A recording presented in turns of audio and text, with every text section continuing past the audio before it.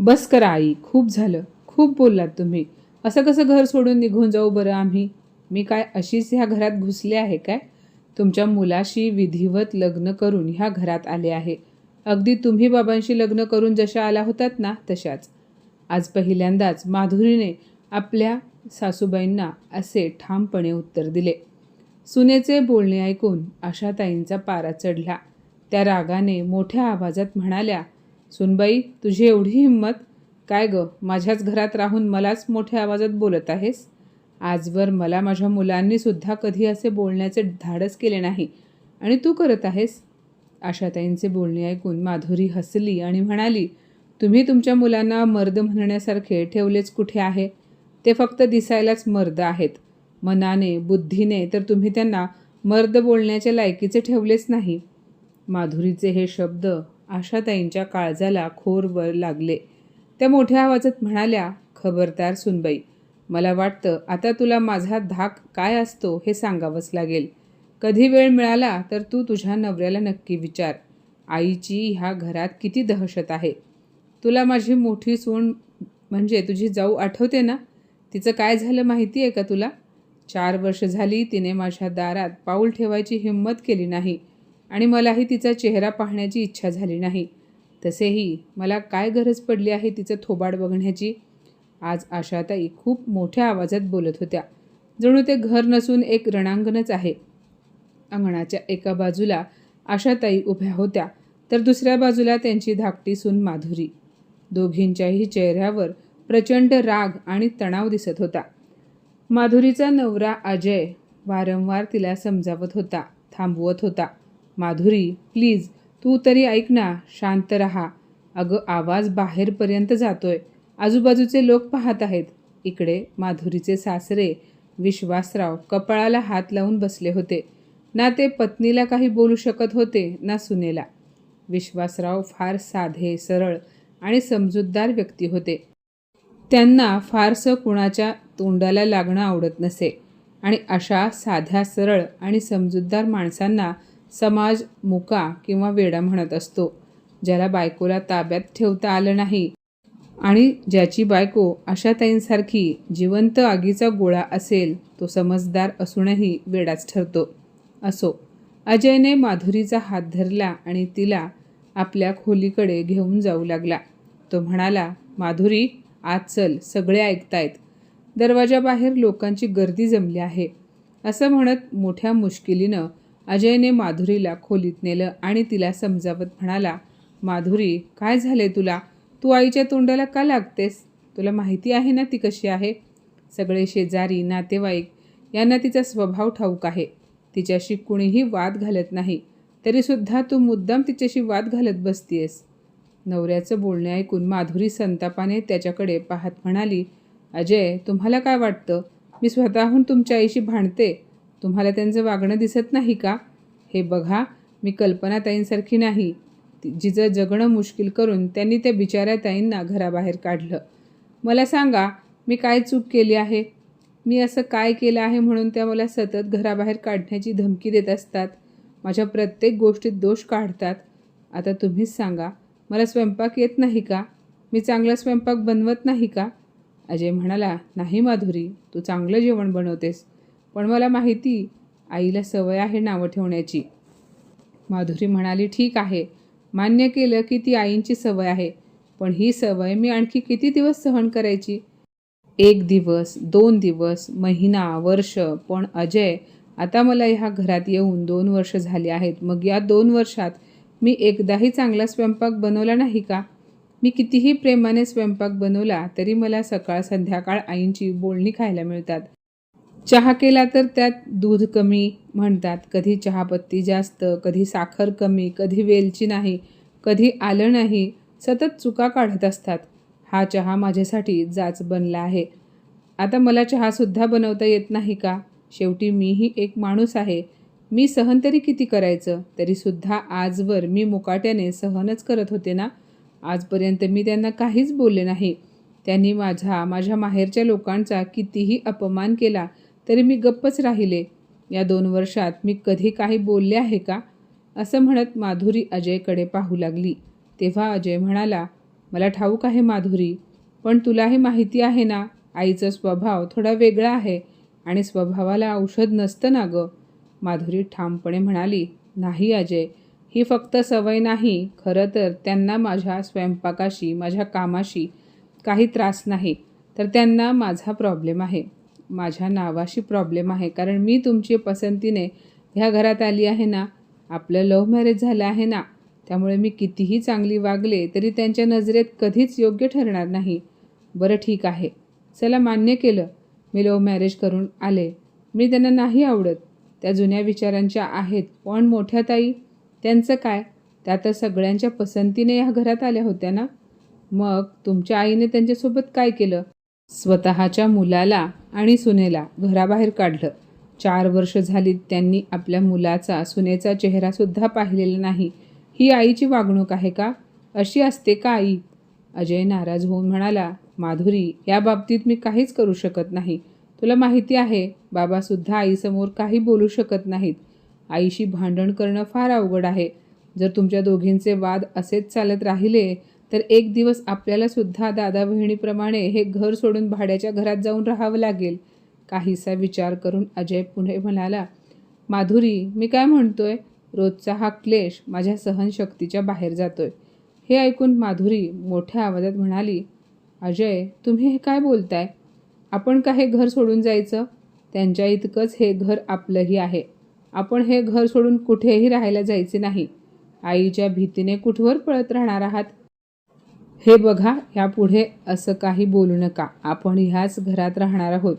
आता अजयला जसं आपल्या आईला समजावणं कठीण जात होतं, तसंच माधुरीला समजावणंही त्याला अशक्य वाटत होतं. म्हणून शेवटी तो काही न बोलता तिथून निघून गेला. खरं तर माधुरी चुकीचीही नव्हती. सगळी चूक आशाताईंचीच होती. आशाताईंमध्ये माणुसकीपेक्षा अहंकार अधिक होता. घरात पुरुष मंडळी असूनही त्या घरातील सर्व निर्णय एकट्याच घेत असत आणि विश्वासरावांनाही काही बोलण्याचा प्रयत्न केला तर त्या विश्वासरावांना ओरडून, त्यांचा अपमान करून त्यांना गप्प बसवत. जिथं त्या नवऱ्याचे ऐकत नसतील तर मुलांचं काय ऐकणार? शेवटी वैतागून विश्वासरावांनी घरच्या गोष्टीत बोलणंच सोडून दिलं. त्यामुळे आशाताईंना अजूनच मोकळीक मिळाली आणि तोच अधिकार त्या आता सुनेवर चालवू पाहत होत्या. त्यांची मोठी सून कल्पना जेव्हा लग्न करून घरात आली तेव्हा आशाताईंनी तिचं जगणं असह्य करून टाकलं. प्रत्येक गोष्टीत हस्तक्षेप, सतत टीका, टोमणे, शिव्या, अगदी तिच्या माहेरच्यांचाही अपमान करायच्या. शेवटी कल्पना वैतागून घर सोडून निघून गेली. पण याचा आशाताईंवर काहीच परिणाम झाला नाही, ना त्यांच्या आरोग्यावर ना मनावर. मुलगा सून निघून गेले तरी त्यांना काही फरक पडला नाही. तशीच परिस्थिती त्यांना आता माधुरीसाठी निर्माण करायची होती. त्यामुळे आता त्या रोज माधुरीला घालून पाडून बोलायच्या, विनाकारण दोष द्यायच्या, माहेरच्यांनाही अपमानास्पद बोलायच्या. तिला सतत लव्ह मॅरेज करून आली आहे, हिच्यावर काहीही संस्कार नाहीत, आईबापही असेच असतील, असे आरोप करू लागल्या. हे सगळं माधुरीला सहन करावं लागत होतं. पण माधुरी कल्पनासारखी नव्हती. कुठेतरी ती आशाताईंना थोपवणारी ठरत होती. सुरुवातीचे काही दिवस तिने सगळं गिळून टाकलं, पण जेव्हा अति झालं तेव्हा तिने नवऱ्याशी, सासऱ्याशी बोलण्याचा प्रयत्न केला. मात्र दोघांच्याच तोंडातून शब्द निघत नव्हता. शेवटी माधुरीने स्वतःच आपली कमान हातात घेतली. माधुरीला इतकं छळायचं की ती हे घर सोडून गेली पाहिजे, असा आशाताईंचा हेतू होता. म्हणूनच त्या वारंवार तिला धमकी देत, मी कोणालाही या घरात एक फुटकी कवडीही देणार नाही, सगळं अनाथालयाला दान करून टाकीन, कारण माझ्या दोन्ही मुलांना बायकांचा भारी पुळका आहे. दोन्ही मुलं बायकोच्या पदराआड अडकले आहेत. आता त्या दिवशीच्या भांडणानंतर आशाताईंनी एक नवं नाटक सुरू केलं. त्यांनी खाणं पिणं सोडलं. माधुरीने जेवणाचं ताट वाढलं तेव्हा त्यांनी ते उचलून कुत्र्यासमोर ठेवलं आणि मोठ्या आवाजात म्हणाल्या, मला तुझ्या हातचं विषसुद्धा खाणं मान्य नाही. मग जेवण तर दूरच. त्यामुळे माधुरीने मग त्यांना जेवण देणं बंद केलं. तर आता सून जेवण देत नाही म्हणून आशाताईंनी कोपभवन गाठलं. एकतर माधुरीने घर सोडून निघून जावं, नाहीतर मी हे जग सोडेन, असा एकच जप त्यांनी सुरू केला. त्यासाठी 2 दिवस त्या उपाशी राहिल्या. त्यामुळे त्यांची तब्येत खालावली. बायकोची अवस्था पाहून विश्वासराव माधुरीला म्हणाले, सुनबाई, तुझी सासू खूप हट्टी आहे. तू पाहतेस ना तिची अवस्था कशी झाली आहे. त्यामुळे ते काही दिवस माहेरी जाऊन ये. अजयही म्हणाला, माधुरी प्लीज समजून घे. आई खरंच फार हट्टी आहे. आपण सगळे तिच्या वागणुकीला कंटाळलो आहोत. बाबा म्हणतात तसं कर. हे ऐकून माधुरी सासूपेक्षा नवऱ्यावर आणि सासऱ्यावरच भयंकर चिडली आणि रागाने म्हणाली, तुम्ही कसले पुरुष आहात? तुमच्या अशा वागण्याची आता मला लाज वाटते आहे की मी अशा घरात आले आहे जिथे पुरुषांना काहीच किंमत नाही. मला माहेरी जायला सांगताय, पण तिकडे गेल्यानंतर मी माझ्या भावांना काय उत्तर देऊ? सासूला मी आवडत नाही म्हणून नवऱ्याने आणि सासऱ्याने मला माहेरी जाऊन राहायला सांगितले असं सांगू का? अरे तुम्ही दोघे घरात असताना आईंनी जाऊबाईंना घराबाहेर काढली आणि तुम्ही गप्प उभे राहिलात. तुम्ही असे घाबरता याचा आई गैरफायदा घेत आहेत. हे कसं कळत नाही तुम्हाला? तुम्ही जेवढे घाबराल तेवढ्या त्या अधिक करतील. आशाताईंनी आतल्या खोलीतून सुनेचे बोलणे ऐकले आणि त्या अंगणात येऊन चिडून मोठ्या आवाजात म्हणाल्या, अहो उद्या लगेच वकिलाला बोलवा. मी सगळी संपत्ती अनाथालयाला दान देणार आहे. मग त्या माधुरीकडे रागाने पाहू लागल्या. माधुरी शांत पण ठाम स्वरात म्हणाली, आई ठीक तर मग आता मीही पाहते कोणता वकील तुम्हाला ही खानदानी मालमत्ता दान करू देतो. या घरावर जितका तुमचा हक्क आहे तितकाच माझाही आहे. ही मालमत्ता ना तुमच्या माहेरून आली आहे ना तुमच्या कमाईची आहे. हा वडिलोपार्जित वारसा आहे. तुम्ही तुमचा हिस्सा घ्या, आम्ही आमचा घेऊ. पण सगळं अनाथालयाला देणं काही सोपं नाही आणि योग्यही नाही. हे ऐकून आशाताई अधिकच संतापल्या. तुझी एवढी हिंमत? तू माझ्या माहेरच्यांचा उद्धार करायला लागलीस? माधुरी ठामपणे म्हणाली, हो का नाही? तुम्ही माझ्या माहेरावर जाता तर मग मी तुमच्या माहेरावर का जाऊ नये?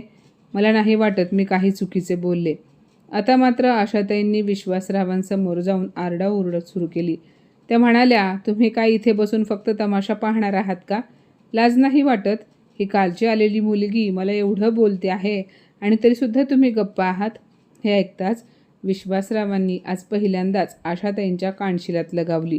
ते मोठ्या आवाजात म्हणाले, ह्या घरात सर्वात मोठा पुरुष मी आहे, पण मला मात्र ह्या घरात तुझ्याकडून काडीचीही किंमत मिळत नाही. तू तुझ्या हट्टामुळे हे घर उद्ध्वस्त केलं. मोठा मुलगा तर बायकोसह हे घर सोडून गेला. आता दुसऱ्यालाही हाकलू पाहत आहेस का? यापेक्षा तुला मुलंच झाली नसती तर फार बरं झालं असतं. विश्वासरावांची ती एक चापट जणू आशाताईंच्या अहंकारावर वज्राघात होता. क्षणभर संपूर्ण घरात शांतता पसरली. आशाताईंच्या डोळ्यात अविश्वास, अपमान आणि भीती दाटून आली. इतकी वर्ष ज्या पुरुषाला त्यांनी मुका समजलं होतं तोच आज त्यांच्यासमोर उभा ठाकला होता. त्या थरथरत मागे सरल्या आणि खाली मान घालून आपल्या खोलीत निघून गेल्या. दरवाजा आतून बंद झाला. माधुरी सुन्न उभी होती. अजयही काही क्षण काही बोलू शकला नाही. पहिल्यांदाच ह्या घरात सत्ता बदलली होती. विश्वासराव दीर्घ श्वास घेत म्हणाले, आजवर मी शांत राहिलो म्हणून सगळ्यांना वाटलं की मी कमजोर आहे. ते अजयकडे पाहून म्हणाले, उद्या लगेच तुझ्या दादाला फोन कर आणि त्यांना घरी परत बोलाव. हे घर त्यांचंही आहे, कोणाच्या बापाचं नाही. अजयने होकारार्थी मान हलवली. त्याच्या डोळ्यात पाणी होतं. त्या रात्री कोणालाच झोप आली नाही. दुसऱ्या दिवशी सकाळी विश्वासराव स्वतः आशाताईंच्या खोलीत गेले. त्या खिडकीजवळ बसून शून्यात पाहत होत्या. ते शांतपणे म्हणाले, हे बघ आशा, तुला 2 पर्याय आहेत. ह्या घरात सगळ्यांसोबत गोडी गुलाबीने राहायचं, नाहीतर तुझा हिस्सा घेऊन वेगळं व्हायचं. पण आता माझ्या घरात तुझी दहशत चालणार नाही. आशाताईंच्या डोळ्यातून अश्रू ओघळले. त्या काहीच बोलल्या नाहीत. त्यांनी फक्त मान खाली घातली.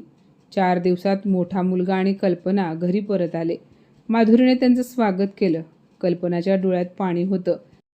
तिने घरात आल्याबरोबर सासऱ्याला वाकून नमस्कार केला. ती म्हणाली, बाबा, सासूबाई कुठे आहेत आणि कशा आहेत?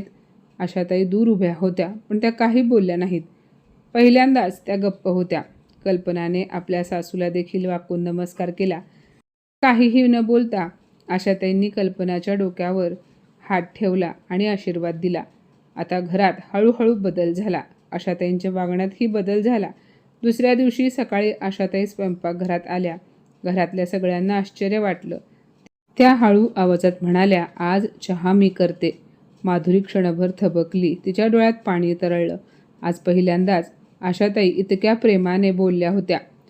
हळूहळू दिवस बदलू लागले. टोमणे कमी झाले. अपमानास्पद बोलणे थांबले. आशाताई अजूनही तशाच होत्या, पण त्यांच्या अहंकाराला मुरड बसली होती. एके दिवशी आशाताई सगळ्यांसमोर म्हणाल्या, मी चुकले. माझ्या हट्टामुळे मी माझीच माणसं गमावली होती. पण आता मला हे घर परत जोडायचं आहे. त्या क्षणी माधुरीच्या डोळ्यातून अश्रू ओघळले. आज त्या घरात अजूनही मतभेद होतात, पण अपमान नाही. वाद होतात, पण द्वेष नाही. आणि सर्वात महत्त्वाचं म्हणजे आता त्या घरात भिंती नव्हे तर संवाद आहे. आणि हीच खरी विजयाची सुरुवात होती. तर माझ्या मित्रमैत्रिणींनो, आजची ही कथा तुम्हाला कशी वाटली कमेंटमध्ये नक्की सांगा. आणि अशाच नवनवीन कथा ऐकण्यासाठी प्रज्ञा मराठी स्टोरीजला नक्की सबस्क्राईब करा. धन्यवाद.